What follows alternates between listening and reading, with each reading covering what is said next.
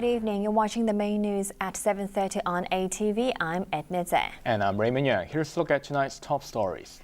Occupation protests smaller across Hong Kong as student leaders wait for formal talks with government.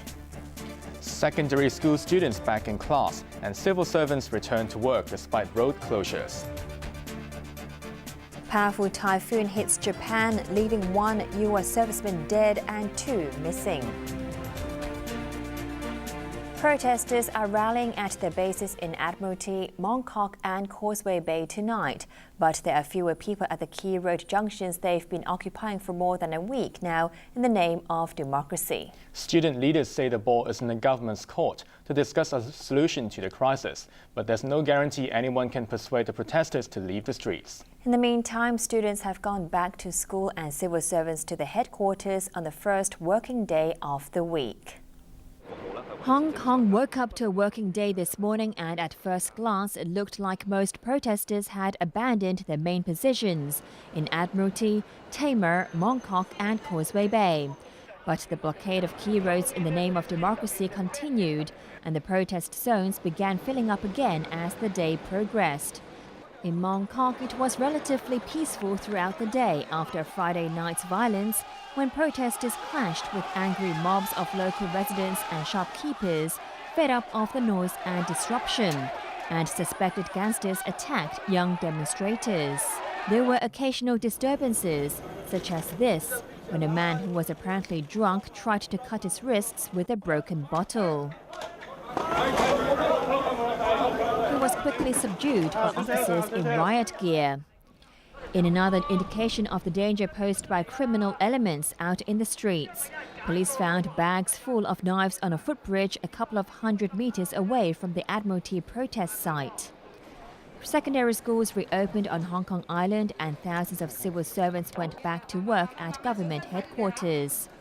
But protesters continued their siege of the compound and the chief executive's office. Raymond Yeung and his ministers stayed away from the headquarters, working from Government House and alternative offices instead. Leung's cabinet will hold its weekly meeting tomorrow morning at Government House instead of the headquarters. The Hong Kong Federation of Students said it had initiated preliminary talks with officials ahead of the planned meeting with Chief Secretary Carrie Lam. Student leaders said the ball was now in the government's court to take it further with sincerity and discuss a solution to the crisis. Well, we are still observing whether it is a tactic used by the government to postpone, or they are really willing to have dialogue with the students. And it will show by the date of the next meeting when it will be held. If the meeting is keep being pended, then you could see, or you could say, the government has no integrity or sincerity to have meeting with students and citizens. But the Federation is just one of several groups heading the mass rallies, and there's no guarantee any of the civil disobedience leaders can persuade protesters to leave the streets. And whether the Federation of Students can represent me, and I don't think so, because I think everyone have independent thinking.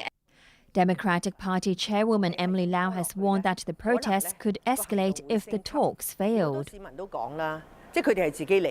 Lau said it was up to the SAR and Beijing governments to negotiate a settlement. LegCo President Zhang Yuxing had a look at the situation at Tamar for himself today, ahead of the council's meeting on Wednesday as lawmakers return from the summer break.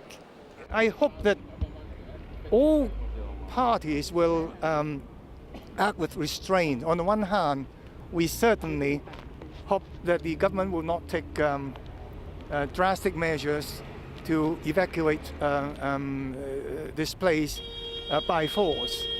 On the other hand, we hope that protesters will consider the needs of all people working in the government buildings and leave enough room for maneuver. While business operators have been complaining of losses caused by the closures, there was some positive news from international ratings agencies Moody's and Fitch. They said there should not be any major impact in the short term on Hong Kong's economy, and credit ratings as the key pillars were not directly affected. Some 3,000 civil servants went back to work today, and 30,000 secondary students back to school after more than a week of closures and public holidays. They had to put up with roadblocks and traffic diversions that are expected to continue in the coming days. ATV's Anne Zheng reports.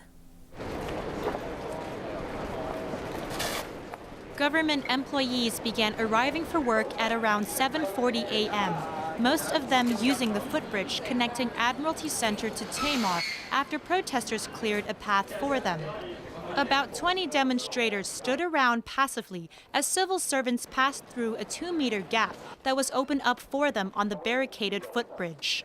Financial Services and Treasury Permanent Secretary Elizabeth Tse and Food and Health Undersecretary Sophia Chan were among the familiar faces heading into government headquarters. After they were stopped by protest blockades last Friday, many were happy to get back to work, despite the traffic detours and extra commute time.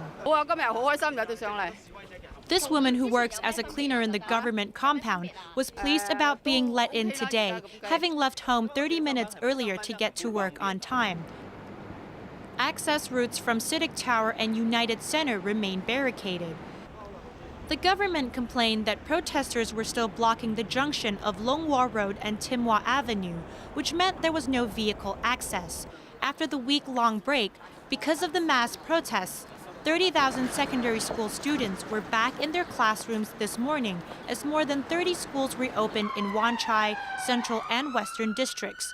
Special bus routes were arranged to help students get to school on time, but many still had to leave home earlier. With the reopening of Long Wah Road outside the chief executive's office, traffic was mostly smooth, with some occasional congestion. This taxi driver said it now took him 20 minutes to get through instead of the usual 3 minutes. He complained he was losing a few $100s a day, and even though he felt protesters were justified in fighting for democracy, he could no longer support them because they were depriving him of his daily wages.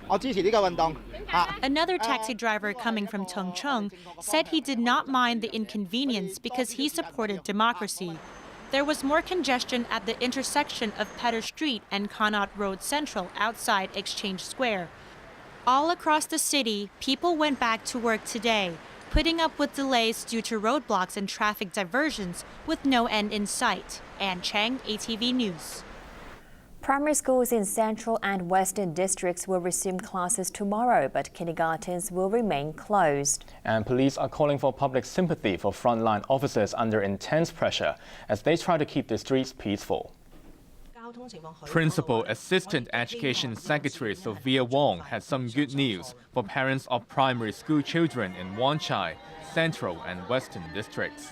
While kindergartens will remain closed, around 25,000 students from the area's 52 primary schools will resume classes tomorrow after a largely successful trial run for secondary schools today. Assistant Transport Commissioner Albert Su said secondary students did not have too much trouble going back to school this morning as they left home before the rush hour.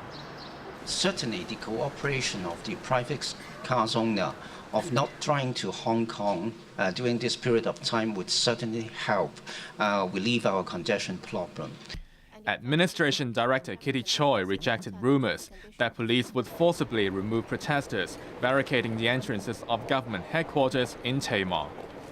I think through dialogue is the best means at the moment that we have successfully arranged with the demonstrators to allow a widened access to enable civil servants can gain access to work. I hope they can really consider retreating from Long Wah Road as well as Tim Wah Road to enable vehicular access for government vehicles as well as supplies vehicles to gain access. The police force insisted it has deployed enough manpower to maintain law and order, again rejecting accusations that officers turned a blind eye to the violence in Mong Kok last Friday. There are organizations alleging that police have not handled the confrontation properly, I must emphasize that this is extremely unfair to our officers on the front line.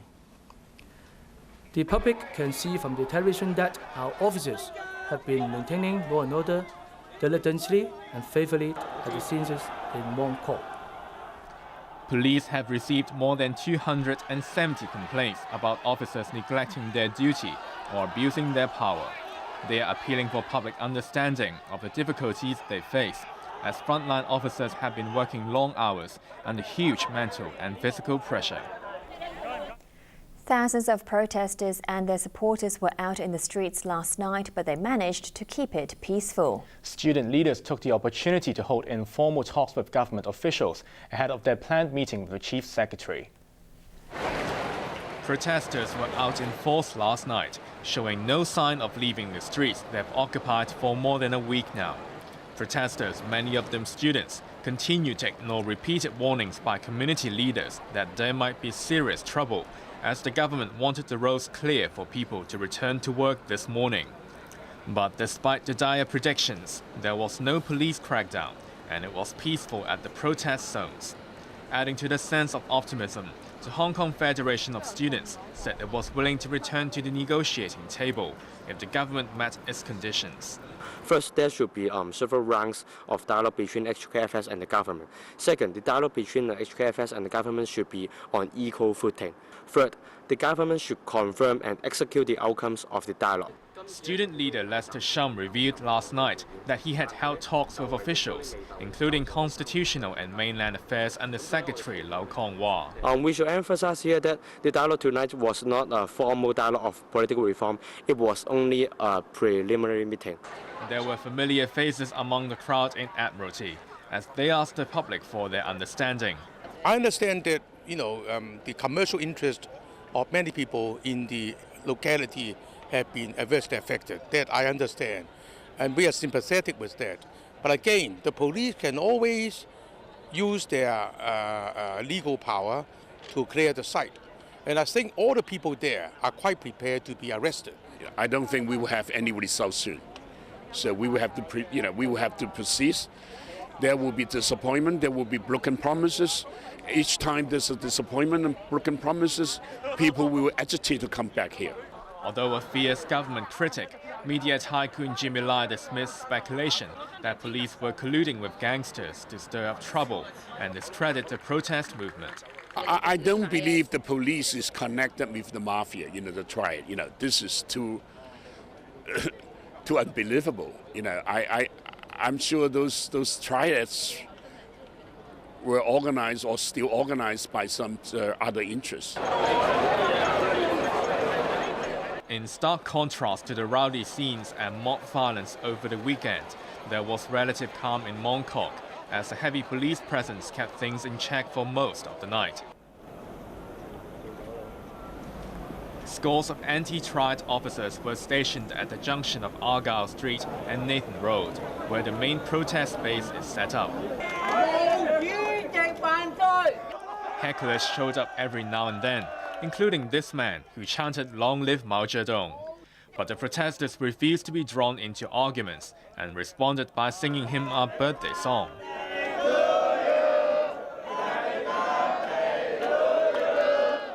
Officers were quick to break up the rival groups to ease tensions.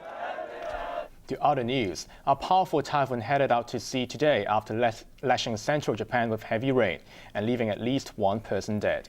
The storm forced the cancellation of flights and train services, and 2 U.S. servicemen are still missing after being swept away by high waves.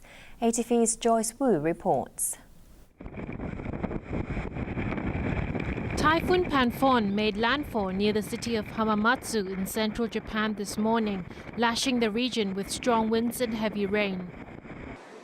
Hundreds of flights were cancelled and more than 400,000 people advised to vacate the area due to fears of flooding as rivers threatened to burst their banks. Services on the Shinkansen bullet train